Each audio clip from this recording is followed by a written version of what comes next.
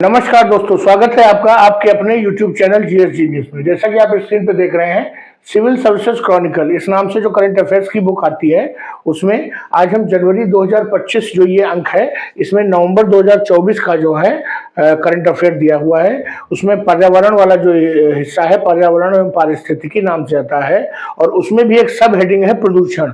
तो प्रदूषण से जुड़े हुए जो भी घटनाएं, मुद्दे या डिसीजंस या समझौते या जो भी सम्मेलन हुए हैं, उनको आज आपके समक्ष प्रस्तुत करने जा रहा हूं। आप जानते हैं कि आने वाले समय में और वर्तमान में भी जो पर्यावरण का मुद्दा है, वो आजकल परीक्षाओं में बहुत बड़ा जो हिस्सा है उससे आता है। कोई भी परीक्षा अगर 100 नंबर की है तो मान के चलिए कि 8 से 10 क्वेश्चन तो पर्यावरण पे कहीं गए नहीं है। तो मित्रों, इसी क्रम में आज हम प्रदूषण वाला के ऊपर जो है अपना जो है उससे जुड़े हुए मुद्दे हैं, उन पर वीडियो लाए हैं। तो इससे पहले कि हम वीडियो शुरू करें, आपसे हमारी रिक्वेस्ट है कि हमारे चैनल को सब्सक्राइब करिए, और अगर हमारा कंटेंट पसंद आवे तो उसको लाइक भी करिएगा। चलिए मित्रों, शुरू करते हैं। प्रदूषण से जुड़े हुए मुद्दे, इसमें वैश्विक और राष्ट्रीय दोनों स्तर के जो मुद्दे हैं वो शामिल रहेंगे। तो पहला जो मुद्दा है वो है वैश्विक कार्बन डाइऑक्साइड उत्सर्जन, अर्थात जो विश्व स्तर पर जो कार्बन डाइऑक्साइड का उत्सर्जन हो रहा है और उससे कारण जो धरती गर्म हो रही है, उस पर चर्चा की गई है।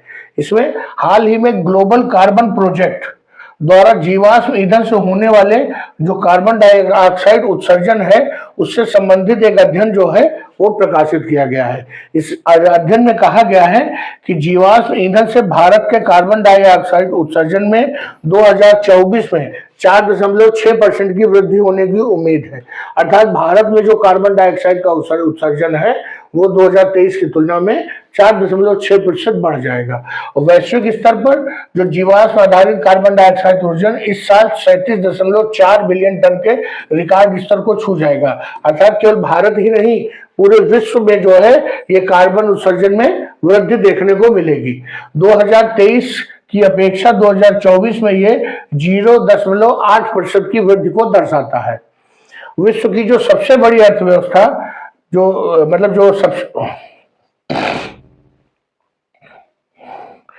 जो विश्व की बड़ी अर्थव्यवस्था है चीन, उसमें जो कार्बन डाइऑक्साइड के उत्सर्जन में 0.2% की वृद्धि होने का अनुमान है। इसके साथ ही संयुक्त राज्य अमेरिका, यूरोपीय संघ के कार्बन डाइऑक्साइड के उत्सर्जन में क्रमशः 0.6% और 3.8% की वृद्धि होगी। हालांकि भारत में जो ये वृद्धि हो रही है वो 4.6% है, जो यूरोपीय यूनियन की वृद्धि से भी ज्यादा है। चीन में जो कार्बन उत्सर्जन में काफी कमी की है। वैश्विक स्तर पर अगर इसी दर से जो है कार्बन उत्सर्जन बढ़ता रहा तो अगले 6 वर्षों में जो वैश्विक तापमान है वो 1.5 डिग्री सेल्सियस से अधिक हो सकता है।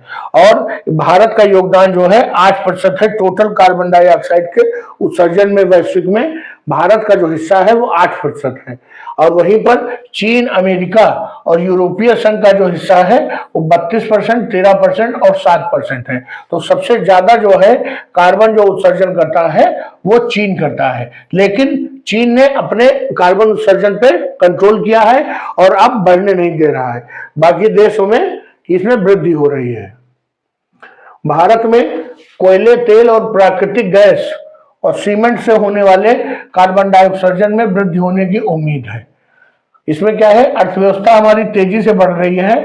बुनियादी ढांचे के विकास और बिजली की मांग की वजह से ये कार्बन में उत्सर्जन में वृद्धि संभव है। ये जो कार्बन डाइऑक्साइड वैश्विक पर्यावरण मुद्दों में सबसे महत्वपूर्ण है, क्योंकि ग्लोबल वार्मिंग का जो सबसे मुख्य कारण है वो कार्बन डाइऑक्साइड का बढ़ता स्तर है, और ये मानव गतिविधियों और प्राकृतिक प्रक्रियाओं के दोनों के फलस्वरूप जो है ये हो रहा है। मानव गतिविधियों में क्या है, तो जीवाश्म ईंधन जैसे कोयला, तेल, प्राकृतिक गैस और बिजली, इसका उत्पादन होता है। वाहनों में पेट्रोल और डीजल का उपयोग होता है। इन सब में कार्बन डाइऑक्साइड लगातार बढ़ता है। और सीमेंट, इस्पात, रसायन, इनके जो उत्पादन में कार्बन डाइऑक्साइड में वृद्धि होती है। कृषि गतिविधियों में जैसे ईंधन का उपयोग होता है, ट्रैक्टर है, इंजन है, इन सब में जो डीजल चलता है उसमें, खादों के उत्पादन में, जानवरों के जो सांस लेने से और उसमें कार्बन डाइऑक्साइड और मीथेन उत्सर्जित हो रही है। वनों की कटाई हो रही है जिसके कारण कार्बन के भंडार में कमी आ रही है। तो इसके ऊपर पूरी रिपोर्ट प्रकाशित हुई है कि कैसे कार्बन का उत्सर्जन लगातार बढ़ रहा है और ये आने वाले दिनों में अगले 6 वर्षों में हमारे जो हमारे लक्ष्य है कि 1.5 डिग्री सेल्सियस तक न बढ़ने देना, वो 6 साल में ही बढ़ के पूरा हो जाएगा। अगला जो महत्वपूर्ण मुद्दा है जो हमारा प्रदूषण के संबंध में, वो है रबर के बागानों के मिट्टी के गुण में बदलाव आ रहा है। ये एक जर्नल है, जर्नल ऑफ एनवायरमेंट मैनेजमेंट। इसमें एक अध्ययन प्रकाशित में आया है कि रबर के बागानों में जो मिट्टी के स्वास्थ्य पर अत्यंत हानिकारक प्रभाव पड़ा है और इनमें गुणों में बदलाव हो रहा है। और हुआ क्या है कि जो मिट्टी का पीएच है वो कम हो गया है, और पीएच कम होने से जो एसिडिटी है वो बढ़ जाती है, और ऑर्गेनिक जो कार्बन है उसमें कमी हो गई है। तो ये सभी उसकी जो फर्टिलिटी है वो कम होती जा रही है। मिट्टी में नाइट्रोजन और फास्फोरस भी कम होता जा रहा है। बागानों में पौधों के लिए जो पोषक तत्वों की मांग बहुत ज्यादा होती है, जो रबड़ के जो बागान होते हैं वहां पर बहुत ज्यादा पोषक तत्वों की मांग होती है। वो पेड़ बहुत अधिक मात्रा में जमीन से जो तत्व है उनको खींचते हैं। शोधकर्ताओं ने पाया कि रबड़ के बागानों में मिट्टी में घुलित जो ऑर्गेनिक कार्बन है वो भी उनकी मात्रा वर्षावन की तुलना में 150 से 200% तक अधिक थी। अब ये मिट्टी में घुलित ऑर्गेनिक कार्बन क्या होते हैं?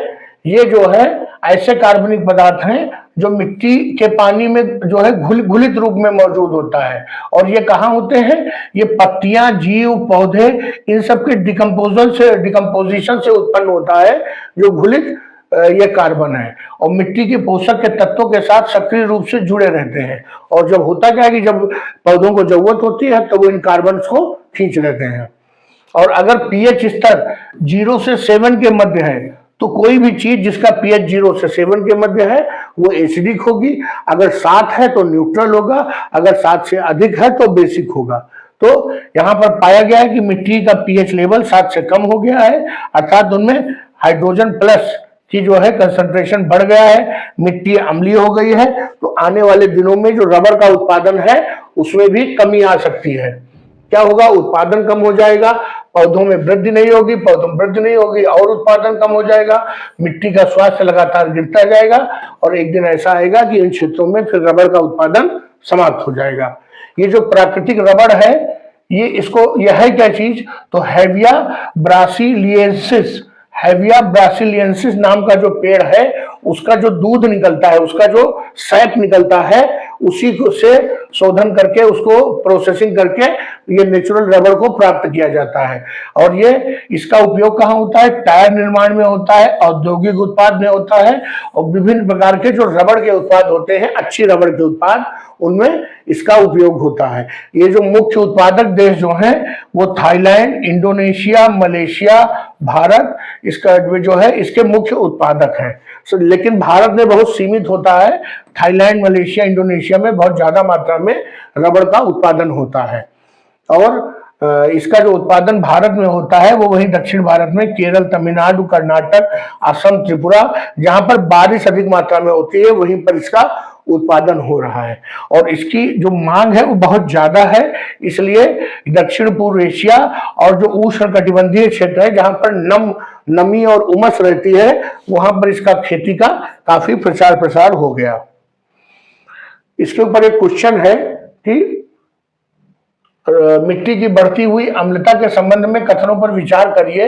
अधिक वर्षा के कारण क्षारीय पदार्थ मिट्टी से बढ़ जाते हैं और मिट्टी की अम्लता में वृद्धि हो जाती है। बिल्कुल सही पॉइंट है। और होता क्या है कि जब अधिक वर्षा का कारण जिम्मेदार नहीं है, जब बहुत ज्यादा वर्षा एक साथ होती है तो मिट्टी के ऊपर से पानी बह करके आगे निकल जाता है। अगर वहीं पर वर्षा थोड़ी धीरे धीरे होती है तो पानी वहीं पर जमा रहता है और नीचे अवशोषित होता है, ऊपर से बहता नहीं है। तो जब बहुत ज्यादा पानी बहुत तेजी से बरसता है तो कैल्शियम और मैग्नीशियम के जो तत्व हैं वो बहकर आगे चले जाते हैं।